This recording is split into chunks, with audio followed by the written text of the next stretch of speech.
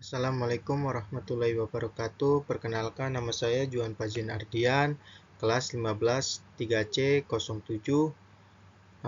Di sini saya ingin menjelaskan penyebab utama korupsi dalam pemerintahan.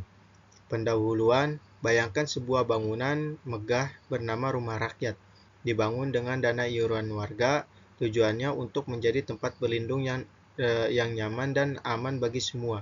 Namun, diam-diam beberapa pengurusnya menyedot semen, mencuri bata, dan menggergaji balok penyangganya untuk dibawa pulang. Akibatnya, bangunan ini keropos, bocor di mana-mana, dan suatu saat bisa roboh menimpa semua penghuninya. Itulah analogi sederhana dari korupsi dari pemerintahan. Bukan sekadar pencurian uang, korupsi adalah pengkhianatan terhadap kepercayaan publik yang menggerogoti pondasi bangsa, membuat layanan publik ambruk dan kemiskinan semakin sulit diberantas. Faktor penyebabnya, setelah memahami dampak yang mengerikan, lantas apa akar dari masalah kronis ini? Korupsi tidak muncul begitu saja. Ia adalah penyakit sistematik yang disebabkan oleh beberapa faktor utama yang saling berkaitan. 1. Lemahnya sistem pengawasan dan akuntabilitas. Inilah adalah faktor fundamental. Sistem pemerintahan yang sehat harus memiliki rem dan kemudi yang kuat. Sayangnya, dalam banyak kasus sistem ini lemah. Yang A. Pengawasan internal. Aparat pengawasan internal pemerintah seperti inspektorat seringkali tidak independen. Mereka berada di bawah eksekutif yang seharusnya mereka awasi, sehingga sulit bertindak tegas. Yang B. Pengawasan eksternal.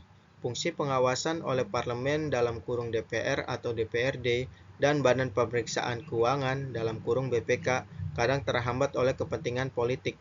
Alih-alih mengawasi, terjadinya kolusi diam-diam, di mana kebocoran anggaran ditutupi untuk menjaga citra atau kepentingan kelompok. Yang C. Transparansi yang minim. Proses penganggaran, lelang proyek, dan rekrutmen pegawai seringkali tidak transparan dan sulit diakses publik. Ruang gelap inilah yang menjadi tempat subur bagi praktik korupsi. Yang kedua, budaya siluman dan mentalitas aparatur. Sistem yang baik bisa rusak oleh mentalitas yang buruk. Disinilah faktor budaya dan individu berperan besar. Yang A. Warisan mentalitas korupsi. Praktik korupsi di beberapa tempat sudah seperti tradisi turun-menurun, dianggap sebagai hal yang wajar untuk melengkapi gaji resmi. Yang B. Lingkaran setan gratifikasi. Pemberian hadiah (gratifikasi) dari pihak swasta kepada pejabat seringkali dibungkus dengan halus, seperti uang terima kasih atau bantuan kemitraan. Padahal ini adalah pintu masuk korupsi yang melincirkan hubungan tidak sehat antara birokrat dan pengusaha. Yang C. Gaya hidup konsumtif dan liabilitas. Tekanan yang untuk memenuhi gaya hidup yang mewah yang tidak sebanding dengan gaji resmi mendorong seseorang mencari jalan pintas melalui penyalahgunaan wewenang. Yang ketiga, hukum yang masih tumpul dan penegakannya yang tidak. Kita memiliki undang-undang dan lembaga anti korupsi seperti KPK yang cukup disegani. Namun, sistem hukum secara keseluruhan masih memiliki kelemahan. Yang A. Penegakan hukum yang pilih kasih. Terkadang hukum hanya tajam ke bawah tetapi tumpul ke atas.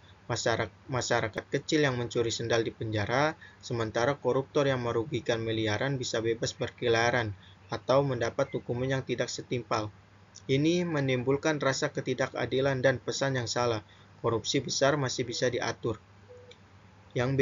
Proses hukum yang berbelit dan mahal. Sistem peradilan yang lambat dan berbiaya tinggi membuat pelaku korupsi leluasa memanipulasi proses hukum. Ketidakpastian hukum ini melemahkan efek jerah. Kesimpulan, melihat jalinan sebab akibat di atas, menjadi jelas bahwa memerangi korupsi tidak hanya dengan menangkap tikusnya saja. Kita harus memperbaiki selokan sistem pengawasannya, membasmi virus mentalitas korup, dan memanjamkan golok menegak hukum secara adil dan konsisten. Perbaikan ini adalah tanggung jawab kita bersama sebagai masyarakat. Kita harus beralih dari budaya diam menjadi budaya kritis. Gunakan hak untuk memperoleh informasi publik, laporkan jika melihat penyimpangan, dan tolak segala bentuk gratifikasi. Mari jadikan integritas sebagai gaya hidup, dimulai dari hal yang kecil di lingkungan kita sendiri. Korupsi bukanlah takdir, ia adalah penyakit yang bisa disembuhkan jika kita semua tanpa kecuali bersedia menjadi dokter yang berani mendiagnosis dan memberinya obat. Masa depan bangsa yang bersih dan sejahtera ada di genggaman etika dan keberanian kita hari ini. Terima kasih. Wassalamualaikum warahmatullahi wabarakatuh.